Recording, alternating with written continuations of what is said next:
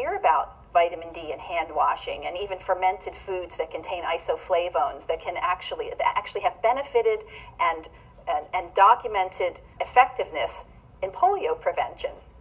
Why aren't we hearing about this with the hype? All we're hearing about is scaring the population and getting them off to get their flu shots because we're running out of supplies. I don't believe any of that's true. I've investigated that. I've investigated the data on prevention of these diseases, especially influenza with the flu shots. I don't think the data is there. There are other professionals that agree with me. Dr. Thomas Jefferson, who heads the Cochrane Collaborative Research Database on influenza, also agrees with me. He has been outspoken about how the pharmaceutical industry and policies are really hyping up the danger of influenza and the effectiveness of these vaccines. But you would never know that by listening to the television or reading the newspaper. And I'm quite concerned about the publicity that vaccinations are getting, because it's not balanced, and the science isn't there, because we've never done a vaccinated unvaccinated study, because we haven't done, even vaccine studies that are done properly don't follow people out long enough, beyond 4 weeks. Most of them it's 24 to 48 hours. They're not looking for the right things. They're not using just one vaccine. We have to look at necessity. We have to look at effectiveness. And what effectiveness means is not just does it stimulate an antibody in our systems. That is almost always how trials are done, however, is just to look at how much antibody is stimulated in our systems after we're injected with the vaccine, and what kind of titer, usually around 1 to 4, is considered immune for various viruses. In order to really know if a vaccine is effective, we would have to intentionally expose the vaccinee to the virus and see if they became ill. We would also have to know whether that person was already immune to that particular virus or not. Because say I'm already immune to chickenpox or to the flu, whatever strain is circulating, and you give me a vaccine and I don't get sick. Well, we don't know if I didn't get sick because I was already immune because I've contacted it naturally in the past and perhaps had a subclinical case, which does happen with measles, with chickenpox, with influenza, or whether the vaccine actually had that much of an effect that prevented me from becoming ill. We don't have studies like that.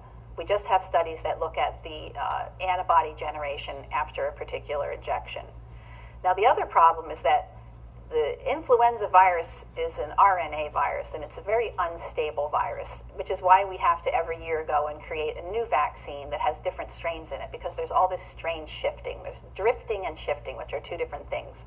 But just to say that it's an unstable genetic makeup that changes.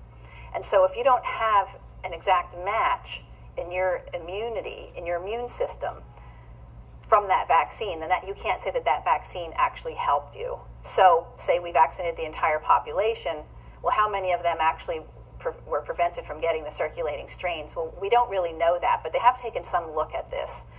In order to take a look at it, you would have to basically get a viral culture from a person who becomes ill and verify that it is influenza A or influenza B and what strain it is.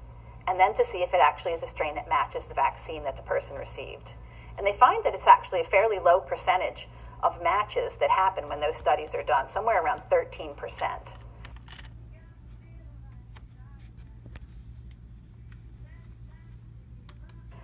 So can we really, now looking at that, can we say that we have 99% effectiveness if there's kind of a wild card in strain matching and strain shifting? No, we can't. But what's more important to me is that the focus has long been on giving vaccines to prevent disease. When there are so many, and like I said before, a vaccine does not fortify our immune system. It stimulates the immune system, but it doesn't make it healthier, smarter, or stronger. It basically makes it have to work harder so that it can't be doing other things in the meantime. There was a study that came out in 2012 by an author named Cowling, C-O-W-L-I-N-G. And they used a true placebo in this study, a saline placebo, and they vaccinated half the people and they didn't vaccinate the other half the people.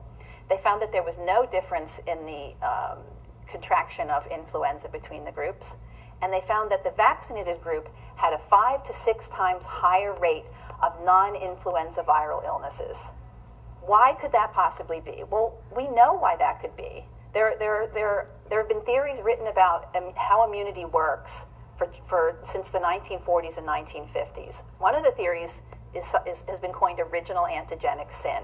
What that means is that your first exposure to a virus leads you to respond to that particular virus, so that if you're exposed to another virus that's similar to it, you won't fully respond to that second virus. We saw this happen in the swine flu pandemic year, where people were more susceptible to the swine flu who had had the seasonal flu vaccine the year before. That's also documented. There are so many unknowns about the immune system, but we do see in this study that there were more non-influenza viral infections in the people who got vaccinated. So what happened to their immune systems? Did they develop enough antibody? Well, they probably did, but it didn't protect them. Why didn't it protect them?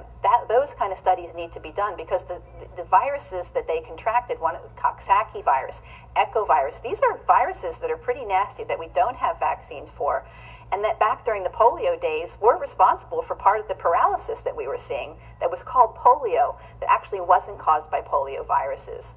These are questions that need to be answered, because vaccines have other effects. They do have downside, and there's still so much we don't know about the immune system. The immunology literature admits that we barely know the tip of the iceberg about how the human immune system actually works. It involves cascades of T cells and B cells and antibody generation, but antibody generation is actually what happens at the end of an infection. What happens, the first line of defense for all of us, the reason we don't die from every infection we have, is because we were endowed with an innate immune system. This is the part of the immune system that vaccines don't provide, which is, it's basically the immune system that our thymus was educated in, and over and over and over as we've survived exposure in the environment. Those are the cells that are ready and waiting to attack, the ones that don't have to be trained. That's a powerful part of our immune system that's significantly overlooked. That part of our immune system requires vitamin C. I believe that most people are walking around in a subclinical state of scurvy, because the recommended daily allowances for vitamin C is only 90 milligrams per day. That's not enough when you consider what we're exposed to in this day and age. If you smoke one cigarette, that utilizes about 50 milligrams of vitamin C. So that should tell you that most people, just what we're breathing, what we're eating, what we're having to process, because vitamin C does so much detoxification and supports our immune system, that we're not getting enough. So if we just look at that, like, why aren't scientists looking at that and advertising that? Well, how much money could we make by selling vitamin C? Not very much. How much money do we make by selling vaccines and implementing them to the entire world's population starting at 1 day of age, and giving flu vaccines to 6-month-old babies for every year for their entire life? How much money is to be made on that? Significant amounts of money. It's an industry. It's an industry with think tanks. It's an industry with government support. Natural holistic health doesn't have that. That the population is not being offered fair and balanced information, and they're not being offered alternatives that actually fortify their innate immune system and their overall health.